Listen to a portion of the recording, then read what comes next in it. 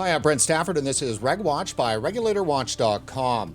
The Globe and Mail, Canada's leading progressive newspaper, published a 5,000-word attack on the Canadian vaping industry at the end of last week, and then followed up with a searing editorial on Sunday. As it appears, the purpose of the exposé is to reveal scandalous and potentially criminal marketing practices on behalf of numerous Canadian vape companies in what the Globe and Mail deems is an effort to hook a new generation of young people on nicotine.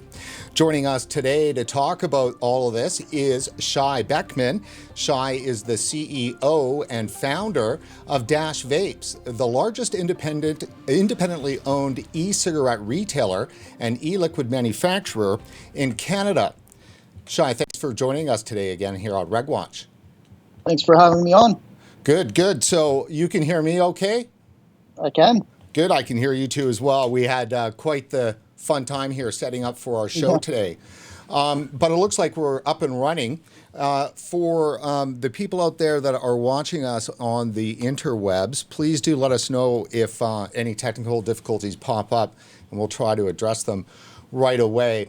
So Shai, why don't we start here with some good news? You and I last saw each other. Lost your audio. You lost me? I hear you now. Okay.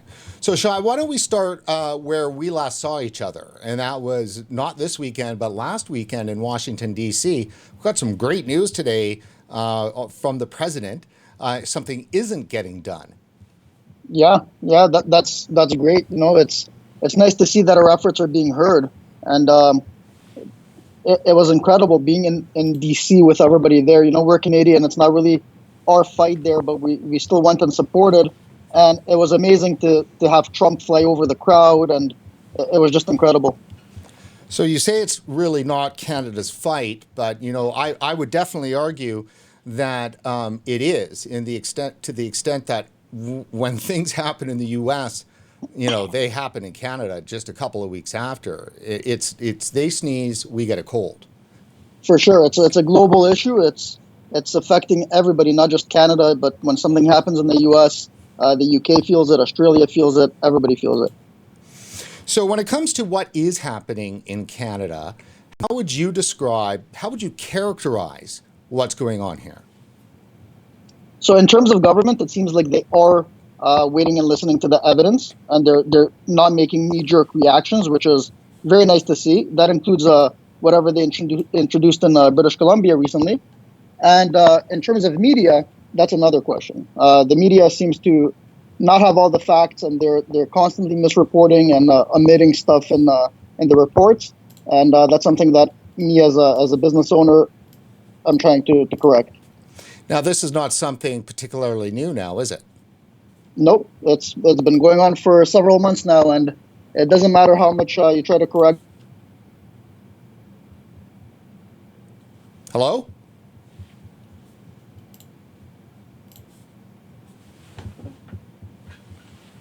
Well, we did actually lose Shai there. I hear you now. I hear you. Okay. I still don't have your picture, though, my friend. Really? Yeah, I don't. Here, let me just, what I'm going to do is I'm just going to put us on a wide shot here, and I'm just going to re-ring you back from our Skype box, okay? No problem.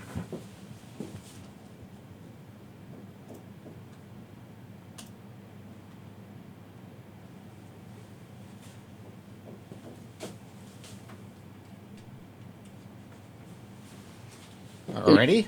So, yeah, I think, well, I got you here on the main. There we go. It's not that hard to make this stuff work, I think. So just give me a 1, 2, 3, 4 there, please. 1, 2, 3, 4. All right. So there we go.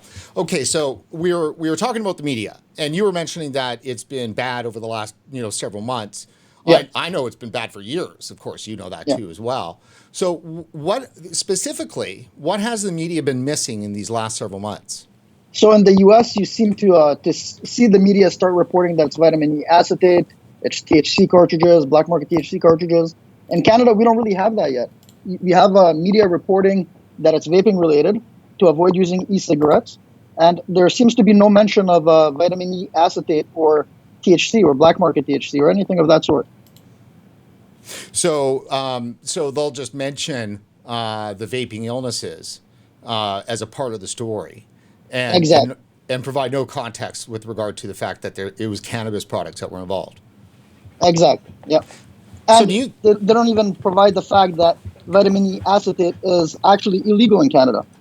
From the TVPA Schedule 2, you can't use vitamins as an ingredient in vaping products. Yeah, that is absolutely true. What did you think of the TVPA? Because that was quite a process, that the industry had to undergo to become regulated. Yeah, What did you think of that process, and what did you think about how it netted out? I think the TVPA is awesome. I think it actually reduces the youth uptake because you can't label stuff with like bubble gum or candy like they do in the States. So the government also doesn't have that ammunition to say that we do that because it's been illegal for almost a year now. And I can understand how then it's definitely pretty much of a real big problem when the media continues to reference those kinds of candy names when it comes to Canada. I mean, how many times can you see birthday cake and bubble gum continuingly to come up over and over and over again inside these articles when, I mean, that's not even relevant anymore. Yeah, it's very frustrating. It's extremely frustrating to see reporters not doing their research. So we're going to take a look here. I just got to pull it up, this article that was done by the Globe and Mail. Just as I'm doing that, why don't you describe to our viewers your thoughts on this specific Globe and Mail story that came out on Friday? Yeah, for sure. So obviously, Carly Weeks is the reporter that did that story, and she reached out to me to basically here. I'm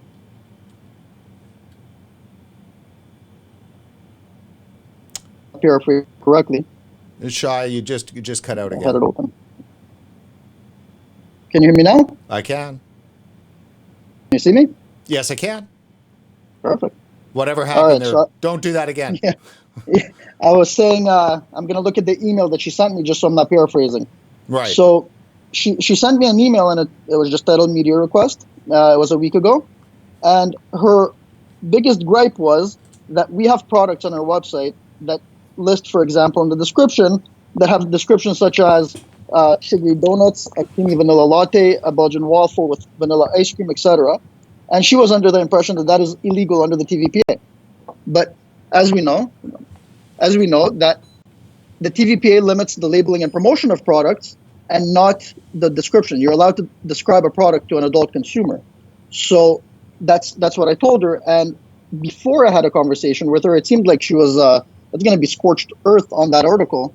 And once it got published, it kind of steered away from the legalities of the TVPA into just saying, oh, but they're still describing it, which we're allowed to do. It seems like there was some of the things she brought up. She had a point, like the influencer marketing some companies are doing. That's illegal. The lifestyle marketing, that is illegal. Those companies shouldn't be marketing that way. But instead of a reporter doing that, it should be Health Canada coming to those companies and enforcing the law instead of a reporter going and kind of just baiting different companies into her story. Right. So let's just take a look at it. And I've got the feed here from our output going to you so you can see what we're all looking at here too. And so we have the story here curated up on RegWatch. Of course, not the whole story. It's actually too big. Sometimes we will curate a whole story, but we didn't do that this time. So you will have to go over to the Globe and Mail website. Yeah, it was very comprehensive. Yes, very much so. I believe it was around 2,500 words.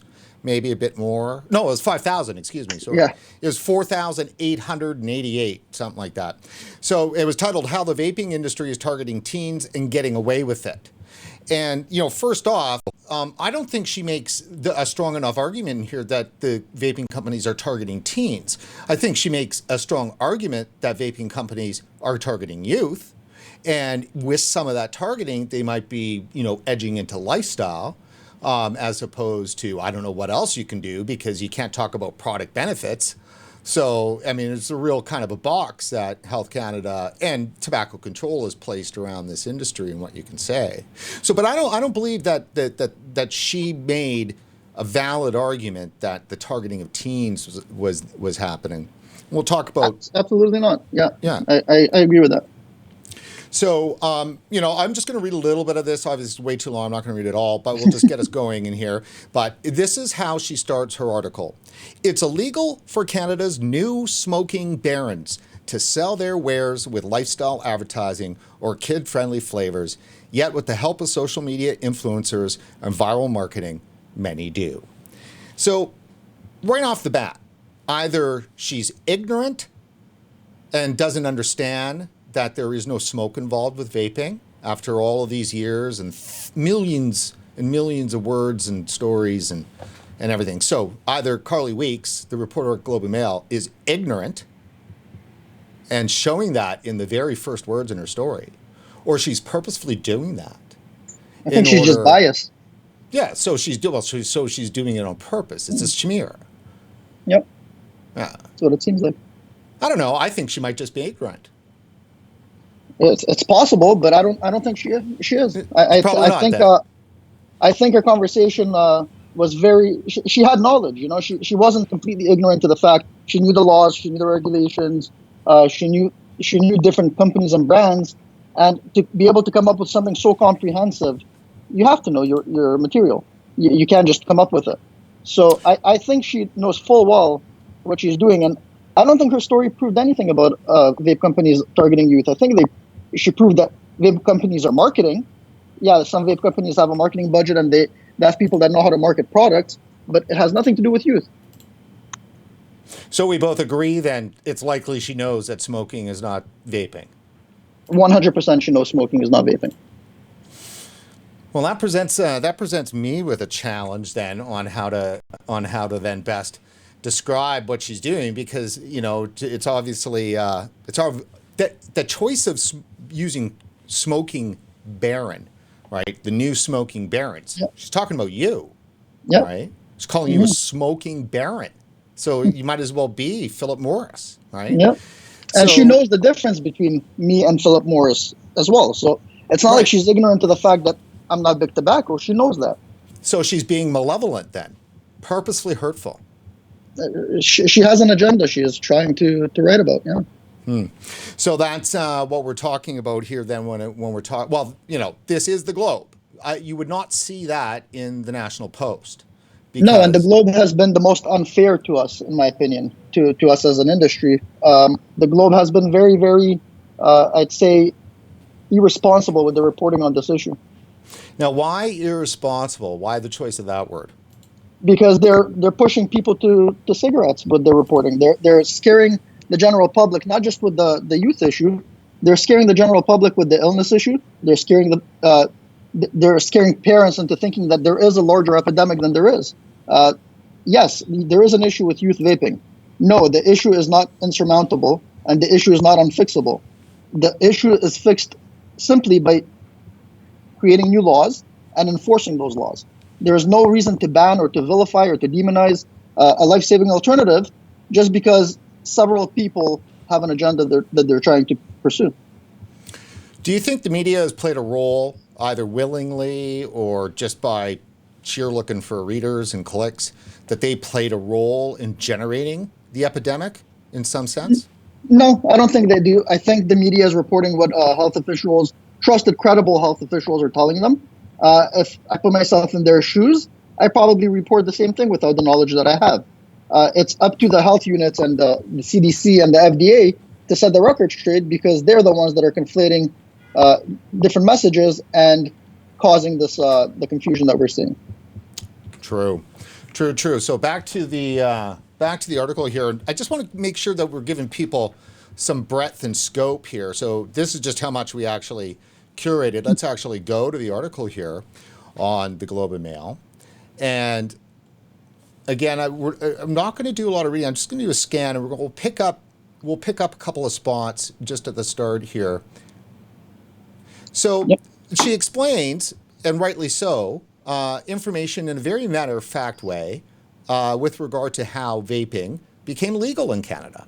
And I think that's information that regular readers do need to understand, because so many Canadians didn't actually know that vaping actually became legal. And certainly with regard to all of the hysteria going on, it was a surprise to many to find out that was indeed the case, that vaping was legal in Canada. So she does a good service here. And one of the things that she says right off the bat, and this is such a major warning, because Health Canada, when we sat down with Susie McDonald, then Director General of the Tobacco Control Directorate at Health Canada, back in 2017, in January, February of 2017, and she said something to this effect, and here, let's pull this out. E-cigarettes were legalized in Canada as a less harmful alternative to smoking, but as a condition, laws were put in place to help ensure the products didn't fall into the hands of young non-smokers. That, out of the entire article, to me, is the most dangerous of lines, because it is certain that that did not come from reporters' knowledge. I'm 100% positive of that. That had to come in the dossier that the Canadian Cancer Society has given her, or directly from Health Canada, because Health Canada did say that to us. Not so quite, but this is the card that they have to play to shut down the Canadian vaping industry, right? Yep. Adrian Dix, the health minister in British Columbia, used it last week, and he said that all governments have gotten this wrong. Specifically, the federal government has gotten this wrong. And that's the mantra that's going to be out, is that Health Canada got it wrong. And Health Canada did indeed say that we're putting all of this in place, but everything with the flavors kind of hinges upon what happens with the kids. And that's the condition. Yep. And I personally don't have an issue with what they said from that line that you just highlighted. I think it's fair. I think it's fair for them to want to make this technology available to adult smokers as a less harmful alternative, while still thinking about making sure that kids aren't able to get access to these products. It's a fair statement, in my opinion. But let's just make sure we're very clear on that statement. The statement doesn't actually say kids. It says to ensure the products. I lost you again. Can you hear me? Sorry? I can hear you now, yeah. Okay. Yep, so again, that line there, which is the issue, it says to help ensure the products didn't fall into the hands of young non-smokers. That's different than what Health Canada said at the time, which was definitely about, teens. This is a reframing of that condition and talking about young non-smokers. So that could be a 21-year-old. Yeah, if they don't smoke, I still think they shouldn't use vaping devices. I personally am a true believer that these products should only be used by adult smokers who are looking to transition away from smoking, of course. There's no reason, even though we know that they're 95% less harmful than combustible tobacco, a never smoker is still introducing some level of harm if they were to never smoke before and pick up vaping. We don't want that. We want to ensure that we're getting adult smokers to transition away from combustible tobacco with these products. Right. You present me with a bit of a challenge here, because I certainly have always believed and said that I've been always skeptical of the industry, since we first started, because I would hear stories like that right off of the bat, and I'd be like, yeah, but where are your new customers going to come from? There's always going to be new customers. As long as cigarettes are legal, people are starting to smoke, and we're always going to be there to transition them away from smoking. There will always be new smokers, unless they make them illegal. So in a strange way, the vaping industry and tobacco control have the same goal, is to ensure that there's structural smoking in place in order for business to stay going. Well, no. For me, I got into this business as a way for adult smokers to be able to quit smoking the same way I did. And for me, I never got into it for the money. I got into it for altruistic reasons, 100%. And as long as tobacco is legal and cigarettes are legal, I will always have customers to transition. That doesn't mean that I advocate for tobacco to be legal. In fact, I would actually prefer if tobacco was completely illegal and nobody smoked. And I'd be perfectly fine with my business dying if I had no new customers because cigarettes were illegal. Well, that's definitely the position of, I would say, the die-hard vaping position, and it's one that tobacco control, and this reporter certainly doesn't believe. It was definitely part of the story that she was discussing more towards the end, was that it was incomprehensible to a certain extent to believe that the companies would not be looking to grow the market. Yeah, we have no shareholders to talk to, or there's nobody that we have to report to. We're doing it as grassroots, as small mom and pops. Some of us, like us, for example, we're larger. We're still mom and pop though, compared to Big Tobacco and Juul. We're tiny. So we have our reasons for getting into this industry, and they're simply to get people to stop smoking. And anybody that is a grassroots vaping company and a mom and pop most likely has the same beliefs. Describe for us your business. Because obviously the majority of our viewers are familiar with the industry, if not in it, or are customers of it. But not everybody knows DashVapes because they're in the U.S. and so forth. Yep. So the scope of your business, how many stores, how big? Yeah, we're a national company. We have 2 distribution centers, one in Ontario, one in British Columbia. We have 12 retail locations, and we serve about 150,000 customers per month online. So we're fairly large, but again, compared to Juul and Big Tobacco, we're a grain of sand. In his hand. So Juul and the other big, and I've just gotten into a habit now of just saying, and the other big tobacco brands, because trying to differentiate Juul from Big Tobacco, I think, is just very difficult to do. I'm just not certain whether or not if even that's worth the time anymore to try to make that distinction. I know that there is a distinction there, but it's certainly not seen in the public's mind.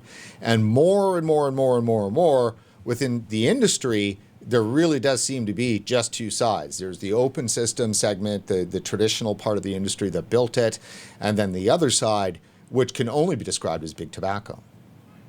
Yeah. There is definitely a distinction. We're doing our best. I know I'm doing my best in terms of making sure that distinction is clarified when I'm in front of media, and I know a lot of my colleagues are as well. And that is a big distinction. We are not Big Tobacco. If vaping disappeared tomorrow, we have no hedge. Tobacco companies have cigarettes as a hedge if vaping got banned. So we fight and advocate because we truly believe in these products. It's not because of financial reasons. So is the fight going well in Canada? Because it's kind of hard to tell sometimes.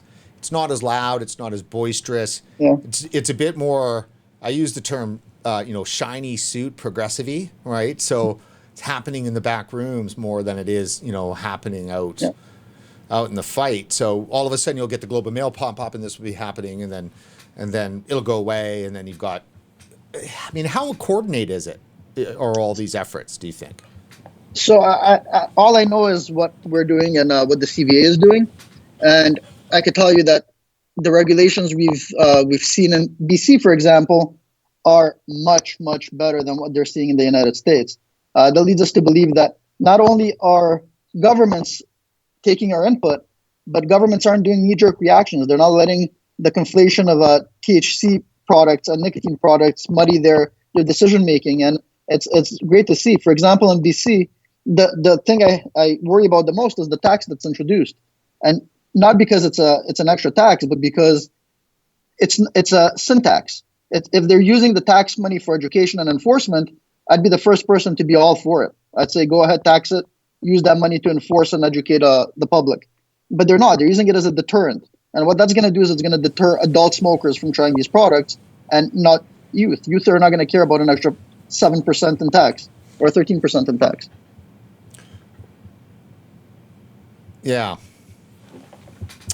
So BC, there was a term that the education minister used, and that was unleash, peers on peers as a part of their education program. And he used the word unleash 3 times. Yeah. And I just can't imagine that can't be government-sponsored bullying. Yeah. It's In my opinion, it's stupid. I'll say it very very upfront. I don't think it's going to achieve anything. Kids want what they can't have. They're going to always want what they can't have. The only way to combat it is to enforce your existing laws. We have laws in Canada that prohibit these products from getting accessed by youth. Enforce them, and you'll see the uptake decrease substantially. Limit these products to adult-only environments. You're going to see that issue diminish incredibly fast. There's ways to tackle this issue without hurting anybody, including people are going to say, but these products need to be at convenience stores. Yeah, they should be at convenience stores in an age-restricted area where they have to get ID to actually access these products. And I believe that's the same way that cigarettes should be sold as well. Kids shouldn't be going into a convenience store and seeing a vape on top of chocolate bars. It is wrong. And until they fix that, which I'm sure they will, we're always going to have this argument. So then, obviously, based on what you just said, you're on the side of the debate that says kill the point-of-sale advertising, the point-of-sale display, if not take out these devices from convenience stores altogether. 100%. And you don't have to take them out. You just have to make an age-restricted area. That's all they need to do. They need to make a small area where when a person enters, they get ID to actually enter it, and get these products away from the chocolate bars, from the point of sale, from everywhere. Should devices with closed systems that come obviously already loaded with flavor, should they be restricted to just tobacco only at those locations? No, I don't think so. If it's age restricted, there's no reason to restrict it to tobacco only. You're only selling to adults. So part of the issue is that we know this both in the US and Canada, is that a large majority of teens who get their hands on these vaping products are getting them through social sources. And that's a fancy word for generally meaning somebody who's of age, of legal age, giving it to them. Yeah, you're never going to solve that, though. When I used to smoke cigarettes when I was 13 years old, I'd get it from my older brother, or I'd camp out of a convenience store and ask somebody to buy me a pack of cigarettes. You're never going to solve that because it's an actual age-verified purchase unless you introduce heavy fines for people that are offending. Now, tobacco control would say, though, that cigarettes, they've done a fantastic job over the decades of really actually scaring people away from that. It's only the dregs of society that continue to smoke. And so their thoughts are, and I feel that I can, after covering this for 4 years, that I can use my sense of empathy to go inside of the parasitical brain of a tobacco controller, and say that they believe that vaping is actually an attractive thing. And they do probably know, which they do, that it is less harmful. And so people may indeed take up recreational nicotine use or whatever. They don't believe they can control vaping, because vaping, the whole message of dying and stuff around it up until just recently they've not been able to attach that. So in their mind, they're stamping their feet hysterically, trying to get the government to do something that the market won't do and that consumers absolutely hate because they're choosing the products. Yeah. I don't envy them. It's a tough issue, but until we have actual real data that shows that vaping is harmful, I think they're just being, I don't want to say overly cautious. I think they're just, there is a reason why these products are being vilified right now. And that reason is Michael Bloomberg spent, $160 million into making sure that these products are, an education on these products. $160 million gets you exactly what you're seeing now. You're seeing established, credible associations like the American Heart Association, the lung associations. They're all coming out against it, not because they truly believe that it's horrible for you, because of money, and it's sad, and it's really put it's made my belief in the system pretty shaky, because these associations are supposed to be credible. They're supposed to want what's best for the public health, and they're being very, very reckless right now. Well, I couldn't agree with you more. I mean, seriously, like it is It's bad out there. These people, these people at the voluntary health associations, and I just hate that term. I mean, I call them, and others do too as well. I did not coin this term, but they are the tobacco control mafia. They, 100%. I mean, They don't exist without them. Absolutely. I've got a list actually of them, which we'll show in a second. I wanted to show you this, and this is a part of the Bloomberg money. And so people are bumping up. So anytime you're reading anything in the news, the chances are that Bloomberg's propaganda has influenced it is extremely high. But it also happens when you're searching. So if I search DashVapes, right? Oh, well, I guess if I could maybe put a space. No, just scroll down. I know exactly what you're talking about. Yeah, right here. Boom, right at the top. Anything that you search for vaping in Canada or the US, if it's got the word vape in it, and probably all the other keywords that they've got, you're getting always the top #1 return from flavorshookkids.org every single time. And then you also have Canada. They've got their ad. It says government of Canada, and they've actually got one that's pretty. This one's the tame. Get the facts. They've also got some crap ones too. So if folks have not yet gone over to Flavors Hook Kids, this is powered by Tobacco Free California, which is just a piece of frickin' work. I can tell you that right now.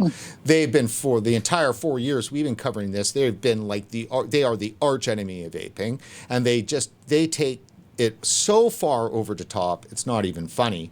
And so this site, and right now, and they just switched it over to Governor Sign's vaping epidemic executive order.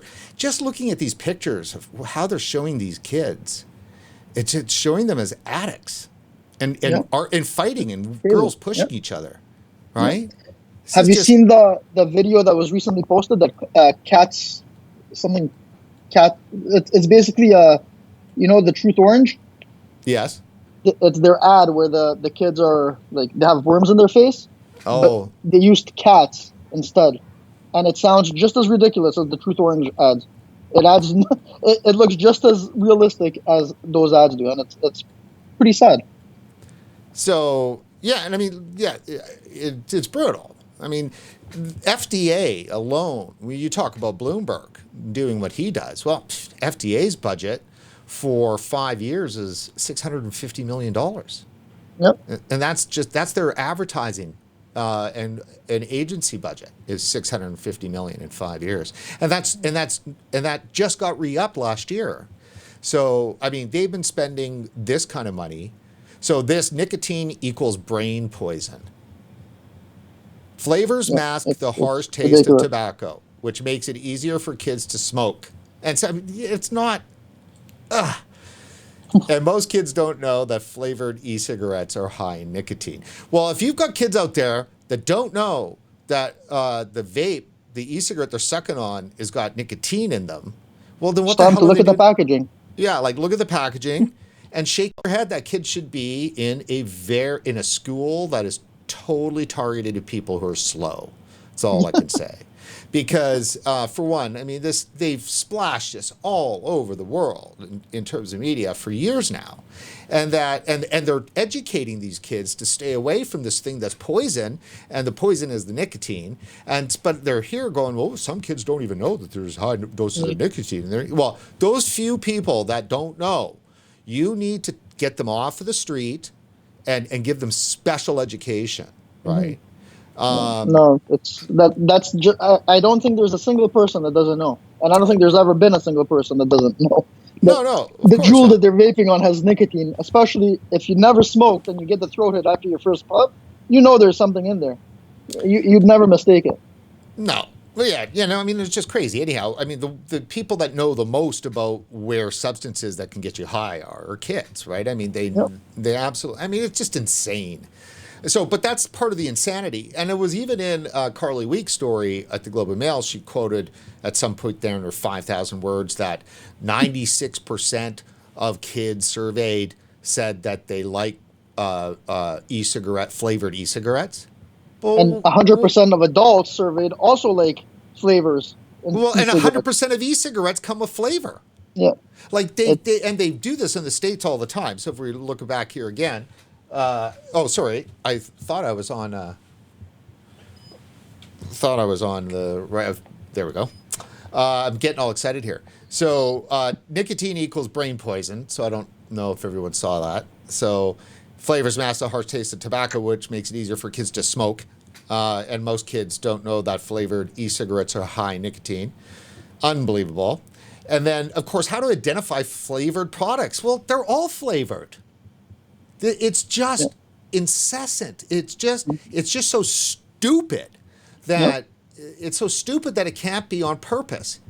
When they're doing polls and releasing polls saying, again, 90% of kids favor vaping products with flavor.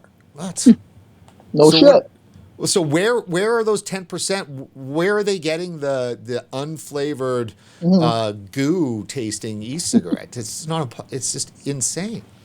Now you're a guy that makes vaping products. You make e-juice, right? So you make a lot of e-juice. I can understand, as I understand. Yep. What responsibilities do you feel that you have as a manufacturer in Canada of e-juice in terms of making the e-juice and your packaging and marketing to be a responsible manufacturer? Yeah, so for me, we're an ISO 9001 certified facility, both in Ontario and in British Columbia. They're both GMP certified and HACCP certified. So that's something we do to make sure that our production quality and quality control is of the highest standard. And I would expect any juice getting manufactured these days to be manufactured in similar environments. And it's funny. I'm actually working on a startup right now in the food industry. And for you to build a commercial kitchen, all you need is just a clean space with stainless steel. You don't need any certification. You could get HACCP certified, but you don't need to be ISO, GMP, and you're handling food that people are ingesting. For our facilities to be as clean and as high quality as they are is a testament not just to us, it's a testament to the industry, because we're not the only ones. And we followed other companies to achieve those standards. And it seems like without even being told to do this, the industry is being responsible and ensuring that the quality standards are of the highest standard that you could get. And you don't see that in any other industry. You just won't see people dropping $1 million on labs when they don't have to. Yeah, and that's certainly true. There's been a lot of self-regulating going on in the industry previous to the TVPA, and a lot of initiative at the outset. It just seems at some point, though, that's not recognized. Do you think Health Canada recognized it? The issue is going to be here is whether or not the public, the industry, are going to be able to get Health Canada's back enough, and those that are inside of Health Canada that are still vape-friendly can be supported enough to where Health Canada doesn't back down. Because obviously the entire play here is to push Health Canada to do a mea culpa and say they made a mistake. And once they do that, how far that goes in terms of whiplashing on regulations, it's hard to say, because a lot of provinces are talking full flavor bans.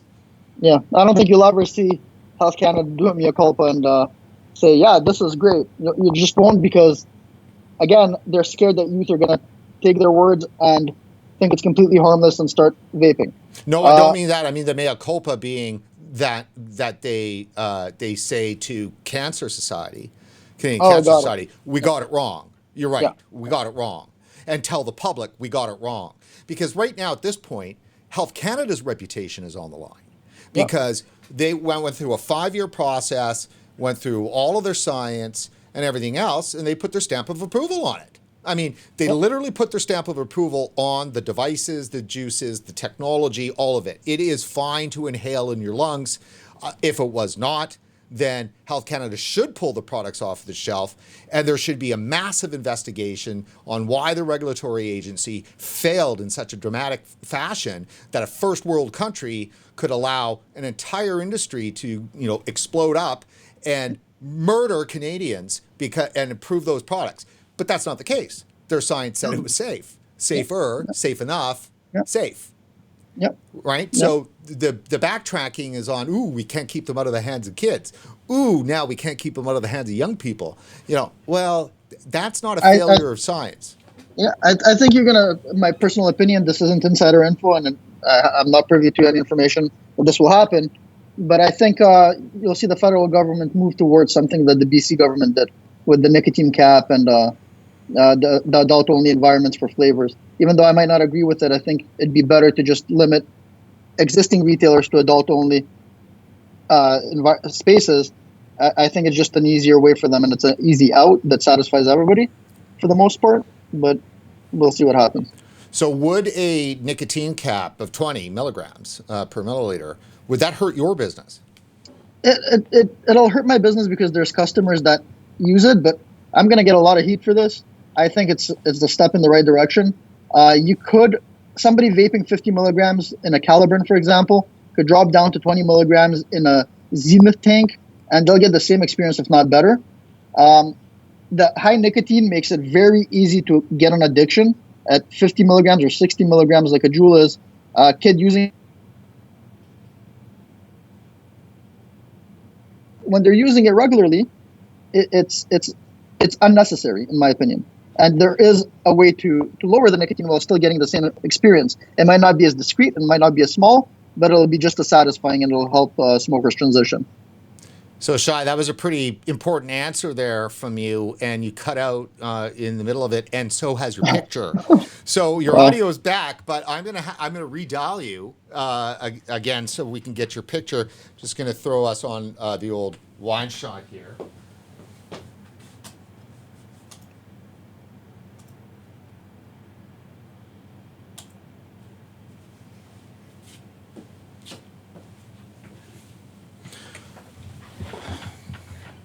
All right, Shai.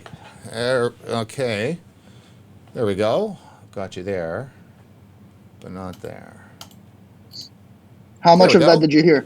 Yeah. Well, look. Why don't I just ask you that again? And you were started by saying that you might get some pushback here. So let me just ask you that again. Would a 20 milligram per milliliter nicotine cap hurt your business?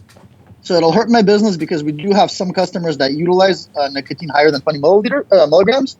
But I think it's a step in the right direction, because if you're vaping 50 milligrams, you could easily drop down to 20 milligrams, use a higher powered device, and get the same experience and still stay off of combustible tobacco. And 50 and 60 milligram nicotine is just unnecessary. Yeah, I can see how a kid that picks up a Juul for the first time, starts vaping on a Juul, they get a nicotine addiction because it's 60 milligrams of nicotine. It is unnecessary. 20 milligrams has been proven to work well in the UK. It's, in my opinion, a good limit. It was the limit we introduced ourselves probably 6 years ago when it was just freebase nicotine. And you raise your power, you lower your nicotine, you're going to get the same experience, if not better. It might not be as discreet or as sexy of a device or as convenient or as stealthy, but if your goal is to quit smoking, it's going to be perfectly satisfying in order to achieve that. Yeah, so all of those things that you just said there are like music to the ears of those that are anti-vaping, because and especially the ones that want to keep it out of the hands of kids, because they want it to be less stealthy. They want it to be less convenient. It should be. It should be less stealthy. It should be less convenient. It shouldn't be. You shouldn't be able to hide it in the palm of your hand and vape in class. You know what I mean? Like, we never had this issue because devices were never that stealthy. They were never able to become that small and produce that little amount of vapor while delivering an obscene amount of nicotine. 60 milligrams is an obscene amount of nicotine. I've always said it's too high. Right. I just don't know what I'm going to do on the airplane anymore. Yeah, exactly. There you go. You proved my point. Yeah, there's only certain kinds of devices that you can be. Yeah. I mean, I'm an adult. I like to be stealthy too as well. I mean, and but it's illegal to vape on a plane. And by the way, just so we can play on words, I want to thank our supporter that has been with us for the last couple of months, and that is Stealth here in Canada. And it's a good opportunity here for me to quickly mention, of course, that you can go to support.regulatorwatch.com. That's support.regulatorwatch.com, and take a look around and see if you can possibly be able to help us out. And these are the companies right now that are doing that. Flavor Art, of course, is an anchor sponsor who's been around for a long time. We would not be here without them. And Stealth has been doing a great job supporting us over the last 2 months, and we hope they stick with it. and Demand Vape and Juno. Oh, John Glauser, got to thank him. And obviously, a lot of people played a big role in helping get our DC rally coverage done. But John and Demand and Juno really came through for us in a big way and lifted us up right over the line. And so I can't thank John Glauser enough. And of course, he's with VTA and Antonio Bood and all those guys. Thank you so much. Again, that's Demand Vape and Juno out of the U.S. and our monthly rock stars. They are growing. But we've got a couple of spaces here right now. And so just go to support.regulatorwatch.com. I threw up a little bit of, info on how you can get up here. But, one-time support, monthly support would be great. And then, of course, these are all of the great companies that have supported RegWatch over the years, including DashVapes, who really helped us out earlier this year when we did the original epidemic coverage in Canada. And I'm soon to actually get all of the individual supporters up soon here too as well. I'm just obviously always working on getting content made. So thank you very much, everybody who supports regulatorwatch.com. And we still do need your help. Every month we gotta make the pitch. And we're happy to do it. So, Shai, I want to read for you and everyone a few bits and pieces from an article that I wrote over the weekend, based on some stuff that I've been talking about on the show for the last month and a half, 2 months. And I wrapped it around Trump. So we don't normally do articles, and this one's actually a feature length. It's about half the size of the Globe and Mail piece, in fact, actually. And it's Trump Trap. Did progressives overreach on vape ban? And I make the point right off the bat that no doubt progressives embedded within the public health deep state thought they had President Trump boxed into a corner.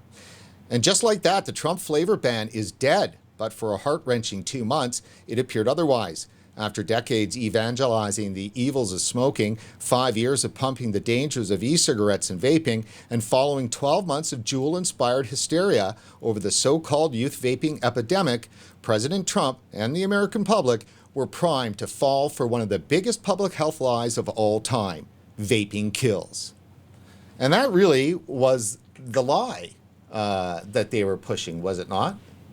Yeah. They were trying to conflate the illnesses and deaths in the U.S. and try to mix it into the youth epidemic issue, and they were trying to use both of those to create new legislation in the U.S. Absolutely. So I'm just jumping through. Simply, the lung illnesses were vaping related, but while thousands had fallen sick and dozens had died, the culprit was not nicotine vaping. The illnesses were a result of vaping illicit black market cannabis products, not legal nicotine vaping products. As early as September 6, reports in the media identified illicit THC vaping products as the cause of the illnesses. The public should have been warned then about the dangers of vaping cannabis products. Instead, CDC, almost said FDA, though they were doing that, falsely conflated nicotine vaping as the cause and warned the public to stop using e-cigarettes and nicotine products altogether. Millions of people were scared into giving up vaping, and many likely returned to smoking. I do want everyone to read this article in terms of its flow. I wrote it in a interestingly disjointed manner, which does definitely work, at least in my mind. But I'm even jumping around more here.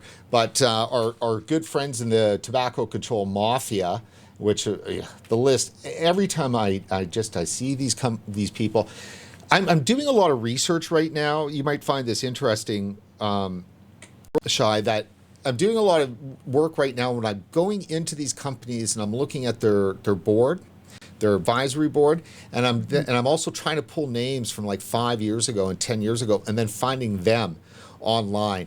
And it's just a sorry, group of people. I mean, nobody. If these were people at a family wedding or something, you wouldn't be walking around them. You wouldn't be talking to them. Yeah, I don't know. It's crazy. Where their funding comes from, and you know what their mission is. Their mission is if people aren't getting sick, they're out of business. So, it's sad for me to think of it that way, because up until maybe 4 or 5 months ago, I actually thought these organizations are credible. I thought that they had the public health's interest at heart. That is not true. That is what I found in the last 3, 4, 5 months now. that these companies are just trying to protect their jobs. And it's sad. It's sad that public health organizations are stooping down to that. So after all of the experience with them coming after the industry, it took their, how they handled this lung illness, it took that to break it. Yeah, because previously you could just say they're misinformed. They're just being cautious. They don't know the facts. Oh, they know the facts. They're purposely conflating different issues, and they're purposely driving people back to smoking. Oh, I certainly agree with that. Here's one of the kickers with Trump. At some point, Trump went, "Oh crap, Yeah, crap." He must have asked himself, why do I think FDA and CDC are any different than the State Department or the intelligence services? The deep state doesn't have my interests or the interests of my supporters at heart on any issue. Why should I believe them now? Come to think of it, why didn't my HHS secretary and FDA commissioner inform me that there were two sides to the debate, and then brief me about how countries like Canada, and especially the UK, have made vaping products fully legal and fully endorse them as tools to help people quit smoking? I've been lied to, which of course he was. And then the litany of my little internal Trump conversation going on here is a good one to read. But when you go through it, you go, yeah, like here's a guy that's woken up. And clearly he woke up. And so at this point, now that he's recognized that his enemies who exist for every single other issue are the same enemies on vaping, right? There's a shot for vaping to make it through the PMTA. And, you can have a read on this, and I'm not going to give the kicker to that. I highly recommend people to go and give it a read. So, as we're wrapping up here, what does Health Canada have to do? Because it's not really what does the industry have to do this to satisfy Health Canada. It's what does Health Canada have to do to satisfy Canadian Cancer Society and those folks that are not going to stop braying until some action of some sort is taken. Yeah, they have to reduce the access youth have to these products. They have to start by banning all national advertising. You shouldn't be able to advertise these products at a TTC bus stop or at a hockey game or anywhere that has a lot of youth present. And you need to restrict these products to adult-only environments. That would be the biggest one for youth access. So they're not getting exposed to it. If they're going to a convenience store, they're no longer being exposed to these products when it's only available at adult-only environments. So we're going to have Daniel David on, who represents VITA, which is the new industry association that Joel's a part of, and others too as well. And what do you think about that organization and about what they're trying to achieve? Yeah, I have a lot of respect for some of their board members. I have a lot of respect for Mike from Divine. I have a lot of respect for Daniel David and Daniel Marion. And it wouldn't be the route I go and choose to go through advocacy. But if they're doing something and fighting for the industry, then all the power to them. I think they're going to have a hard time with BT being on the board, actually getting people to listen to them. But if they choose an avenue which allows for education and to use their big dollars to educating the public and governments, maybe not directly, then I think they could be successful. Again, it wouldn't be the route I would go through. And then, obviously, one of their sides is to keep products in convenience stores and the ability to continue to do point of sale and other advertising, and allow me to make a point that I've made on the show now for about a year and a half, almost 2 years, which will sound like a Vita point, but it's something that I've made many times. And that is that, with the no comparisons clause in place, that being the case, right? The only place that the industry can control its messaging and get positive messaging about vaping out, where vaping is normalized, is if the products are at point of sale and advertised at point of sale, because that does indeed normalize the product. So when they're saying that, when opponents are saying that it normalizes the product, I go, yeah, if it's good point of sale marketing, that's exactly the point. But is that a fair trade-off? Do we want to make more vapors at the expense of having youth be shown these products at point of sales? Or do we want to restrict these products to adult-only environments that a smoker should have to go to anyways and see those products there at a point of sale where it's guaranteed to be adult-only? So I guess that's the issue for me then, is that I believe that kids are human beings that have agency as individuals. And I don't see how that just because they see a message that they're going to somehow get the device. So you have to suppose that there are going to be irresponsible people behind the counter that are just willy-nilly selling these devices to kids, right? At that point of sale. Well, there are.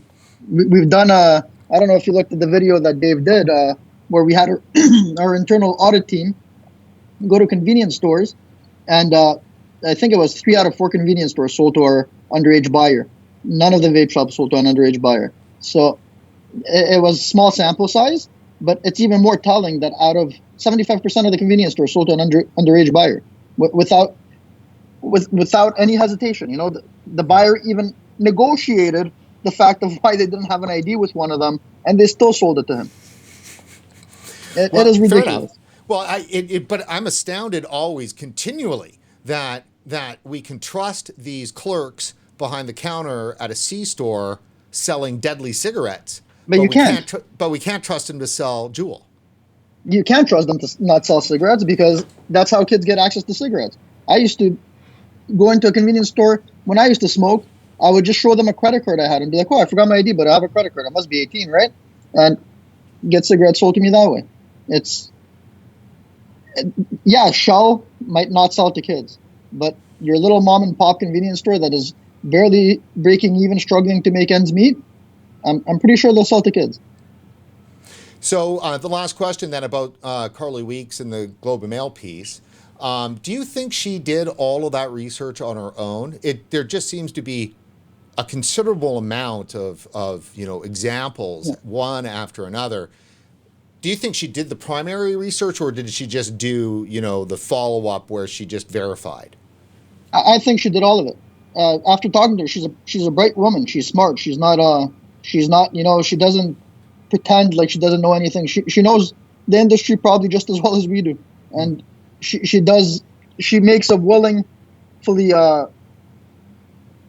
full decision to post what she does and to write what she does. She knows what she's doing.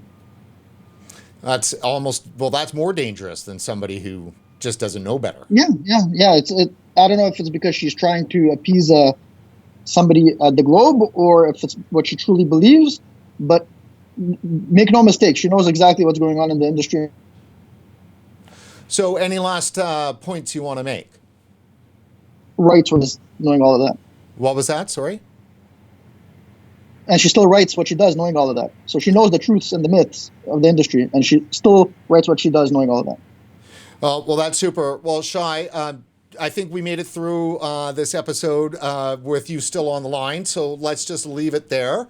And I want to thank you on behalf of our audience for coming on today and sharing some of your insights on the industry in Canada. Thanks a lot. Thanks for having me. Oh, I appreciate it. Anytime, my friend. Well, that's it for this edition of RegWatch. Now, before you head off, please go to support.regulatorwatch.com, dig into that wallet, find a few dollars, kick it over to us. You'll feel better for it. You know you will. And we'll thank you too as well. And before you go to Facebook, like us, and head over to Twitter, and don't forget to follow us there. So for regulatorwatch.com, I'm Brent Stafford.